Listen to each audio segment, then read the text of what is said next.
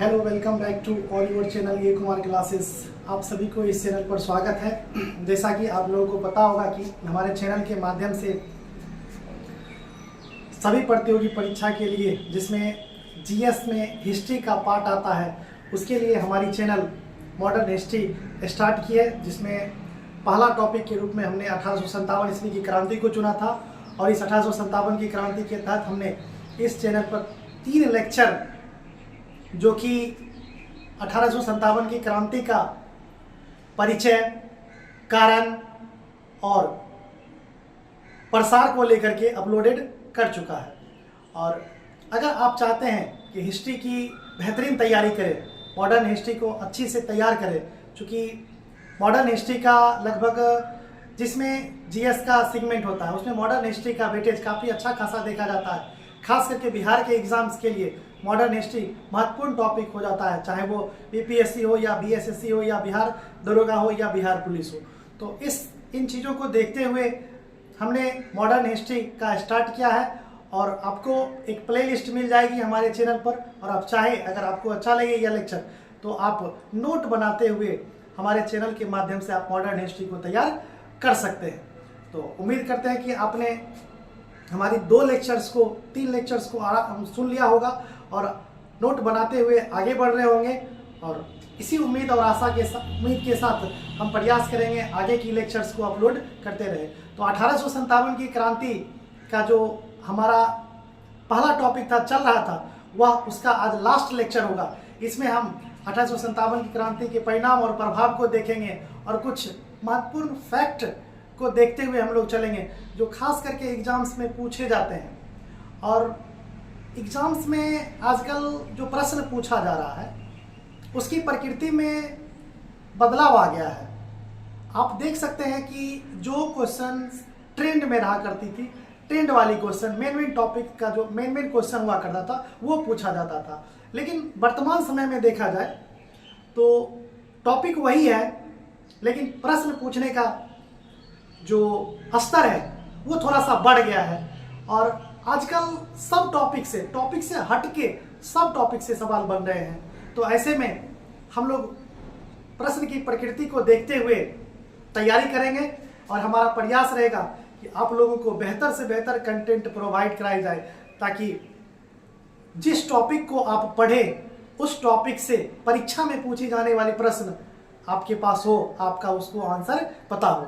तो इसी उद्देश्य के साथ आइए हम लोग आगे बढ़ते हैं। और आज हम लोग का यह लगभग चतुर्थ लेक्चर होगा, चौथा लेक्चर होगा, जिसमें हम 1857 की क्रांति को समेटने का प्रयास करेंगे। और हमने प्रयास किया कि बिल्कुल कम समय में 1857 की क्रांति को कैसे कवर किया जाएगा।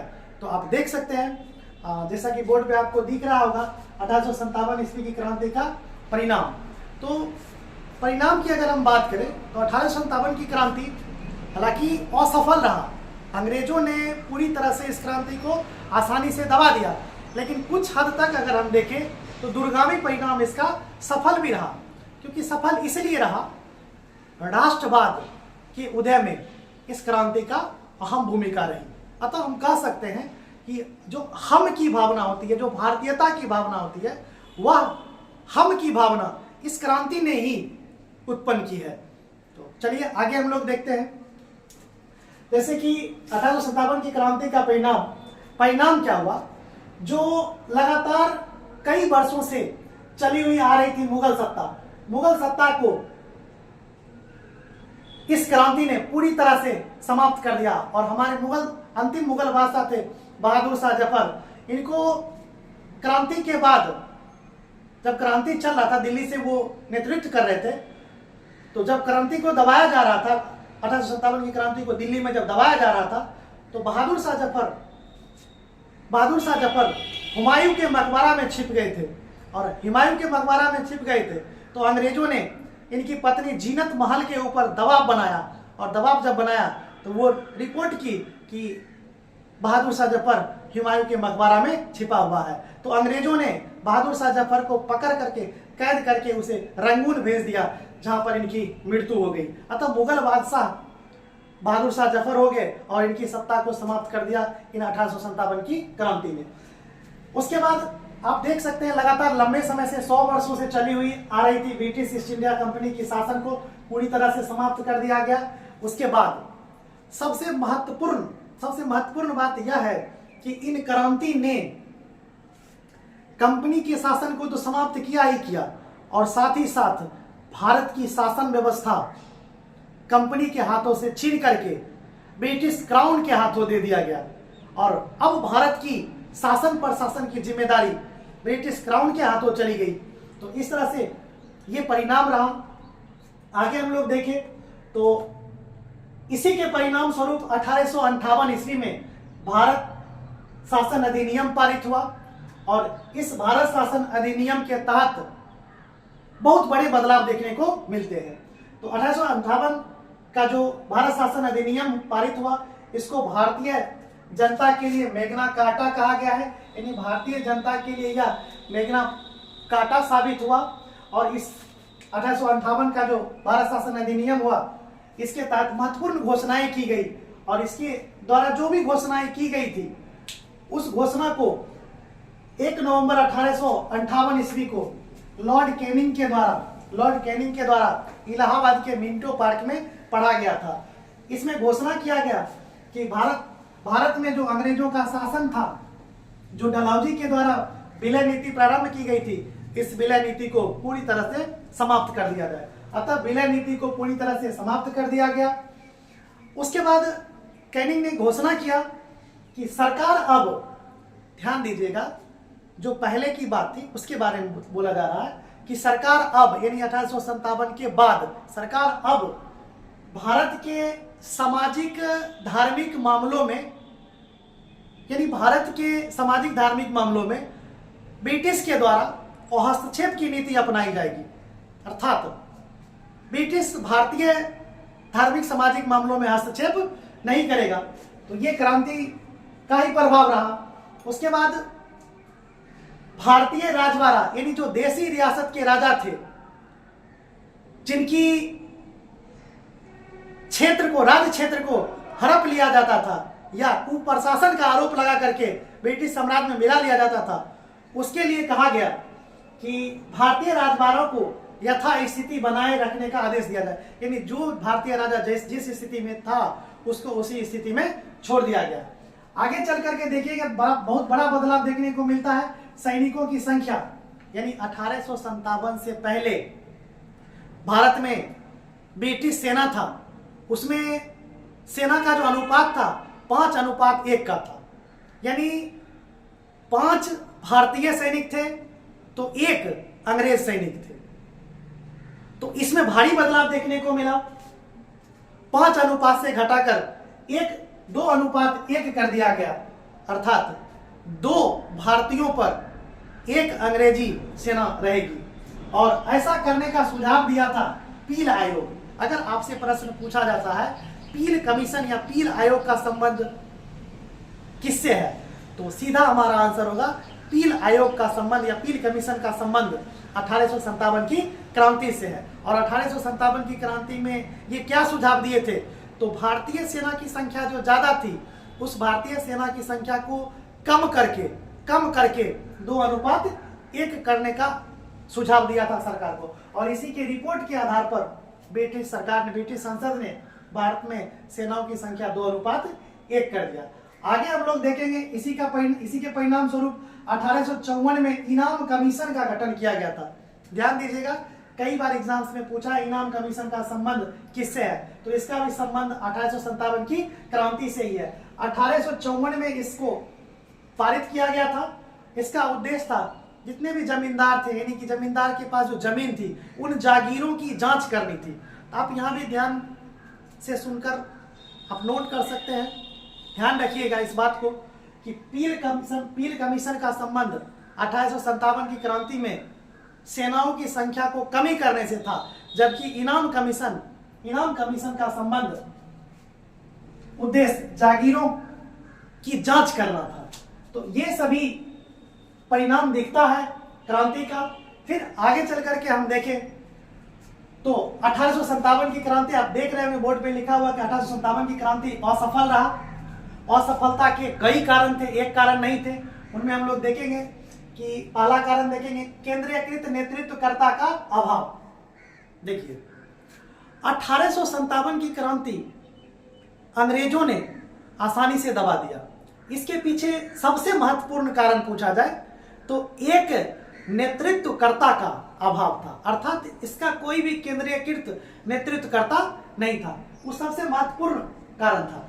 उसके बाद विद्रोह अलग अलग तिथि को किया गया, जैसा कि आपको पता होगा कि मेरठ में अलग तिथि में किया गया, दिल्ली में अलग डेट में किया गया, इलाहाबाद में अलग डेट में किया गया, पटना से अलग डेट में किया गया, वहीं जगदीशपुर से अलग तिथि में किया गया। तो इन पूरे उत्तर भारत में जो यह विद्रोह प्रसारित हुआ, तिथि एक ना होने के कारण अंग्रेज एक एक करके आसानी से इस विद्रोह को दबा दिया। तो हम यह बात ध्यान रखेंगे कि अलग अलग तिथि में होने के कारण, अलग अलग तिथियों में विद्रोह के होने के कारण यह विद्रोह असफल साबित हुआ, क्योंकि अंग्रेजों को दबाने में आसानी हुई, सहूलियत हुई, जिस कारण इस विद्रोह को दबा दिया। उसके बाद तीसरा कारण अगर हम लोग देखें तो विद्रोहियों के बीच संपर्क का अभाव था। यह भी एक महत्वपूर्ण फैक्टर उभर करके सामने आता है कि कोई भी विद्रोही के बीच कनेक्टिविटी का अभाव था।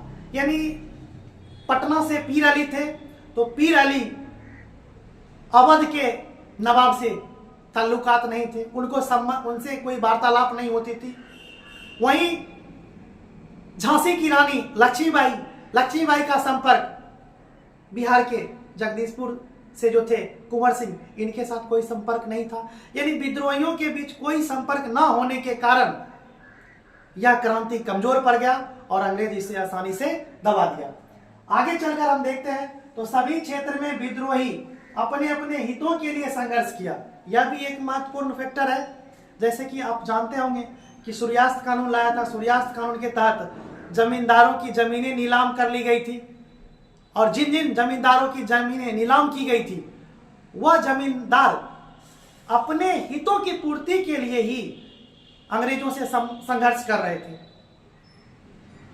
आप झांसी को देख सकते हैं। झांसी में रानी लक्ष्मीबाई थी, वह अपने पुत्र के अधिकार के लिए अंग्रेजों के साथ संघर्ष कर रही थी। तो वहीं बेगम हजरत महल को आप देख सकते हैं। बेगम हजरत महल अवध को लेकर के, अपने पुत्र के लिए अवध के राज्य क्षेत्र को लेकर के अंग्रेजों के साथ संघर्ष कर रहे थे। तो हम कह सकते हैं कि अंग्रेजों से जो संघर्ष किया गया है, जितना भी विद्रोही थे, जितना भी क्षेत्र से लोग विद्रोह कर रहे थे, इसमें सभी का अपना अपना हित छिपा हुआ था। सभी अपने अपने हितों की पूर्ति के लिए ही लड़ रहे थे। तो यह भी एक बहुत बड़ा कारण रहा। तो इन सभी कारणों से भारतीय क्रांति 1857 की क्रांति थी वह कमजोर पड़ गई, जिसे अंग्रेज आसानी से दबा दिया। आगे चल करके हम देखते हैं कुछ महत्वपूर्ण बिंदु जहां से प्रश्न अक्सर बनते हैं, और प्रश्न बनते ही नहीं बल्कि बच्चे यहाँ कंफ्यूज भी करते हैं। उनको सोर्सेस नहीं पता होता कि क्वेश्चन कहाँ से पूछा जा रहा है। तो हम कुछ महत्वपूर्ण फैक्ट के रूप में, महत्वपूर्ण बिंदु के रूप में आप लोगों के सामने कुछ इंपॉर्टेंट फैक्ट्स लाए हैं। इसको आप लोग देख लीजिए। अब देखिए, इस क्रांति को दबाने में ग्वालियर का सिंधिया, एकदम पीवीआई बात है, इस पर ध्यान दीजिएगा कि इस क्रांति को दबाने में जो भारतीय राजवाड़ा थे, हमने शायद पहली भी लेक्चर में बताया है कि 28 देशी रियासत यानी 28 राजवाड़ों ने विद्रोह में भाग लिया, जिसमें 21 राजवाड़ा यानी 21 भारतीय राजा अंग्रेजों का साथ दिया था। मात्र 7 राजा ही ब्रिटिश सेना यानी भारतीयों को साथ दिया था, यानी विद्रोहियों का साथ दिया था। तो इसमें इस क्रांति को दबाने में सबसे अहम भूमिका निभाई सिंधिया, ग्वालियर की सिंधिया राजघराना एवं हैदराबाद के निजाम के द्वारा एवं ग्वालियर के सिंधिया के द्वारा अंग्रेजों का भरपूर मदद किया गया, भरपूर सहायता किया गया, जिस कारण अंग्रेज आसानी से इस विद्रोह को दबा दिया। फिर आगे चलकर हम देखते हैं कि इस क्रांति का प्रभाव यानी 1857 ईस्वी की क्रांति का प्रभाव केवल उत्तर भारत में ही देखने को मिलता है। इसका प्रभाव दक्षिण भारत में देखने को नहीं मिलता है। सबसे ज्यादा प्रभाव उत्तर भारत में ही रहा। तो यहाँ उत्तर भारत में भी आप ध्यान दीजिएगा, बिहार से एक क्षेत्र मुंगेर था, बिहार से एक क्षेत्र मुंगेर था जो 1857 के विद्रोह से अछूता रहा था। यानी वहां के लोगों ने इस क्रांति में कोई भी रुचि नहीं लिया। तो 1857 की क्रांति मुंगेर से अछूत रहा। तो वही राजस्थान से भी याद रखिए, राजस्थान में एक चित्तौड़ जगह का नाम है चित्तौड़ भी 1857 की क्रांति से अछूता रहा।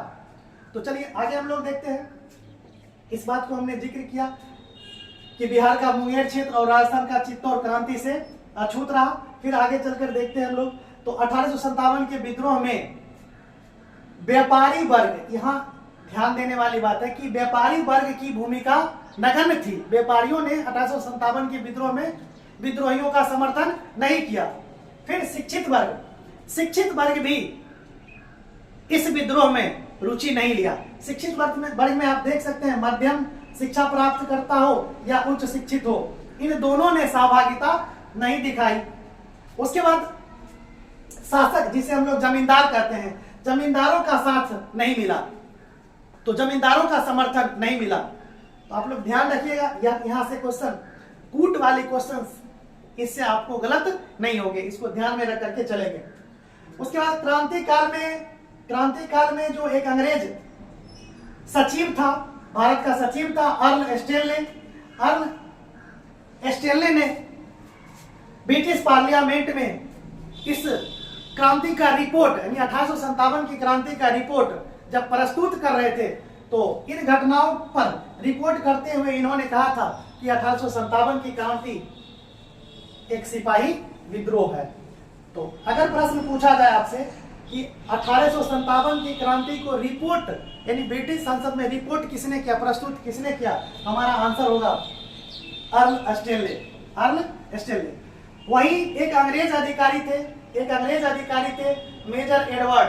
मेजर एडवर्ड ने कहा था, मेजर एडवर्ड का स्टेटमेंट है कि भारत में हमारे अधिकार का अंतिम उद्देश्य है, यानी भारत को जो हम जीतना चाहते हैं, भारत में जो हमारा अंतिम अधिकार का जो अंतिम उद्देश्य होगा, वह भारत को पूरी तरह से ईसाईयत में कन्वर्ट करना होगा। यानी भारत को ईसाईयत में कन्वर्ट करने के लिए ही अंग्रेज शासन कर रहे थे। हालांकि इनका शासन का तो कई उद्देश्य था, जिसमें एक उद्देश्य ये भी था। यह स्टेटमेंट किसके द्वारा दिया गया, तो मेजर एडवर्ड के द्वारा। अब अंतिम फैक्ट के रूप में इसको याद रखिएगा कि पटना के कमिश्नर थे विलियम टेलर और विंसेंट आयर, यही दोनों ने पटना के विद्रोह को दबाया था। वहीं जगदीशपुर के विद्रोह को भी यही दबाए थे। इन्होंने एक बुक लिखा था, विलियम टेलर या कमिश्नर टेलर ने एक बुक लिखा था आवर क्राइसिस। विलियम टेलर के द्वारा एक बुक लिखी गई आवर क्राइसिस नामक बुक में पटना के विद्रोही, यानी पटना से जो विद्रोह कर रहे थे उन विद्रोहियों एवं पटना के एक पुस्तक विक्रेता थे पीर अली, उनका तारीफ किया है कमिश्नर टेलर ने। और आगे चल करके हम देखते हैं तो 1857 की क्रांति ने ही भारत में राष्ट्रवाद को जन्म दिया। भारत में राष्ट्रवाद का जो उदय हुआ वो 1857 की क्रांति से ही हुआ।